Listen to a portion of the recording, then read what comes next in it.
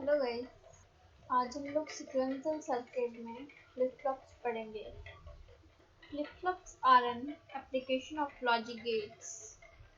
Flip flop is a sequential circuit which generally samples its inputs and changes its outputs only at particular instant of time and not continuously.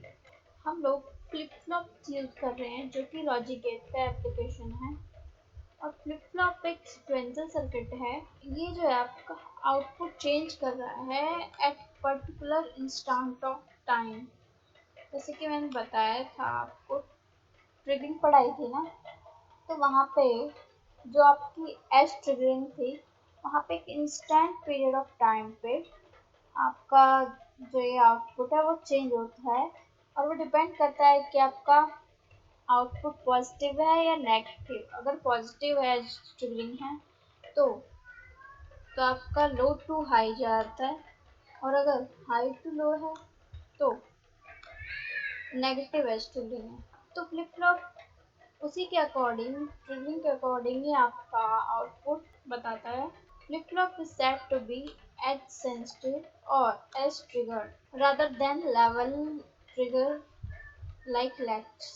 Flip flop जो होते हैं हमारे, वो edge triggering use करते हैं, जबकि जो हमारा लैच होता है, लैच मैं आपको बाद में पढ़ाऊंगी।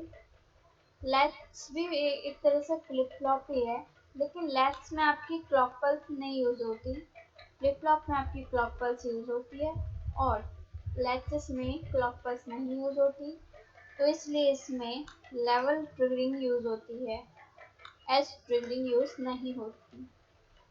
तो we will discuss these flip-flops in our lecture. First of all, I will discuss with you SR flip-flop. After that, I will discuss JK flip-flop and then D flip-flop, T flip-flop. अब देखते हैं SR flip-flop. SR flip-flop stand for set, reset flip-flops. SR flip-flops को हम set, reset flip-flops कहते हैं। यह है आपका ब्लॉक डायग्राम SR flip-flop का। SR फ्लिप-फ्लॉप में जैसे यहाँ है एस सेट स्टेट, ये आपका इनपुट है, रीसेट आपका इनपुट है। ई क्या है? इनेबल क्लॉक, क्लॉक टू 1 होगा, इसका मतलब क्लॉक इनेबल है। और क्यू बार आपका आउटपुट रिप्रेजेंट कर रहा है। ये है आपकी ट्रुथ टेबल SR की। तो अब देखते हैं SR की ट्रुथ टेबल। एस आर ये आपके इनपुट्स हैं और Q N plus 1। Q N आपका प्रेजेंट स्टेट रिप्रेजेंट करता है और Q N plus 1 future state. Q N plus 1 है ना, क्योंकि जो आपका आउटपुट है, यानी कि ये जो आउटपुट है आपका, ये आपका previous output plus present input पर भी डिपेंड करता है। तो प्रेजेंट इनपुट आपके ये हैं और आपका जो ये आउटपुट आ रहा है इस प्रेजेंट वाले से, तो ये हो गया आपका प्रीवियस आउटपुट, जिससे कि आपको ये आउटपुट मिल रहा है। तो इसकी टेबल्स कैसे याद करते हैं समझाऊंगी इसको, पर थोड़ा याद भी करना पड़ेगा इसको हमें, ताकि क्वेश्चंस जो हैं वो जल्दी सॉल्व हो सके। सबसे पहले आप क्या करोगे, जो 3 बिट वाली टेबल्स मैंने बताई थी वो कर दोगे। यहाँ पे 0 0 0 0 1 1 1 1 0 0 1 1 0 0 1 1 और फिर 0 1 0 1 0 1 0 1। ये हो गई आपकी प्रेजेंट स्टेट और ये आपकी नेक्स्ट स्टेट। इसके ऊपर डिपेंड है आपकी नेक्स्ट स्टेट, ठीक है। ये दोनों इनपुट हैं, ये आपका प्रेजेंट स्टेट है और अब यहाँ पे आपकी आएगी नेक्स्ट स्टेट। तो नेक्स्ट स्टेट देखो, 0 0 और क्यू भी 0 है, तो आपका आउटपुट आएगा 0। अगर ऐसा 0 है और आउट क्यू 1 है, तो आपका आउटपुट आएगा 1। SR 0 1 है और क्यू 0 है, तो आपका आउटपुट आएगा 0।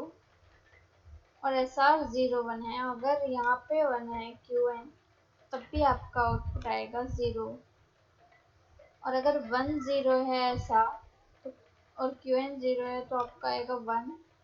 और ऐसा आपका 1 0 है तो यहाँ पे आएगा 1।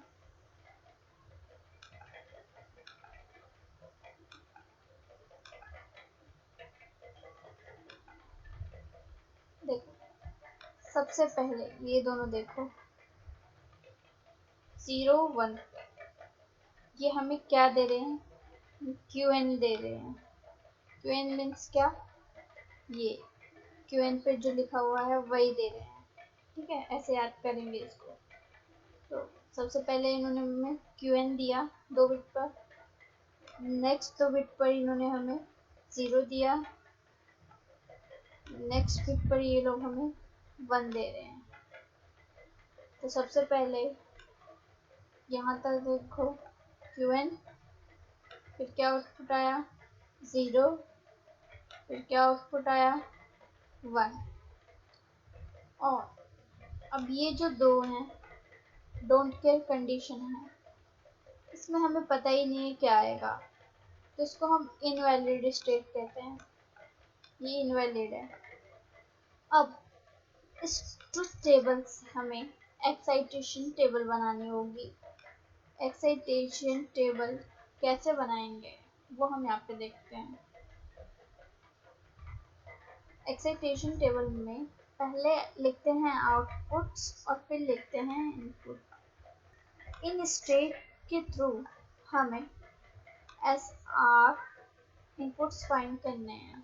एक्साइटेशन टेबल देखो QN प्लस 1 0 0, जहाँ पर QN और QN प्लस 1 0 0 हैं, वहाँ क्या क्या इनपुट्स आ रहे हैं, मतलब क्या क्या ऐसा की वैल्यू 0 0 0 0। तो यहाँ पे हमें देखना है S और R की वैल्यू। तो देखो S तो आपका 0 है, लेकिन R एक जगह 0 है एक जगह 1।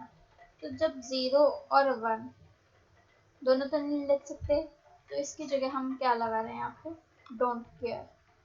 S तो 0 है दोनों जगह पे, यहाँ भी, लेकिन R यहाँ 0 है यहाँ 1 है, इसलिए हमने लिख दिया 0 S में और R में डोंट केयर।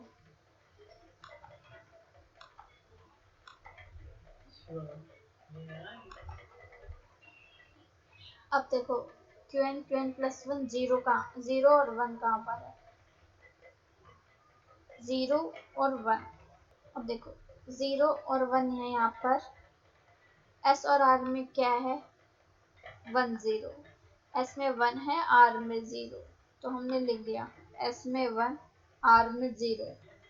अब QN और QN प्लस 1, ये QN 1 और QN प्लस 1 0 कहाँ पर है चेक करो, यहाँ है, ये 1 और ये 0। तो अब देखो यहाँ पे S और R की वैल्यू क्या आ रही है 0 1, तो हमने लिख दिया यहाँ पे S और R की वैल्यू 0 1। अब नेक्स्ट क्या है 1 1, 1 1 कहाँ पर है, एक यहाँ है और एक यहाँ है।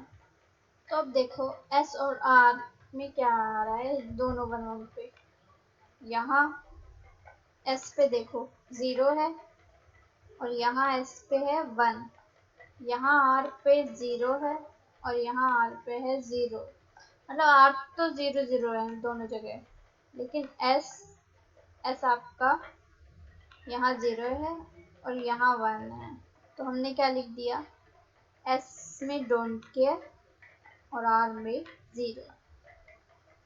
तो ये हो गई आपकी excitation table SR flip flop की। इस तरीके से एक्साइटेशन टेबल ट्रुथ टेबल के थ्रू ड्रॉ करते हैं। ये है इसकी ट्रिक एक्साइटेशन टेबल बनाने की। ये तो आपको थोड़ा याद रखना पड़ेगा कि आपकी QN स्टेट है, ये 0 है, ये 1 है, यहाँ पे इनवैलिड स्टेट है, और इसके थ्रू आपको एक्साइटेशन टेबल बनानी होगी। अगर कुछ भी क्वेश्चन सॉल्व करना है तो हमें एक्साइटेशन टेबल का पता होना चाहिए। आज के लिए इतना ही।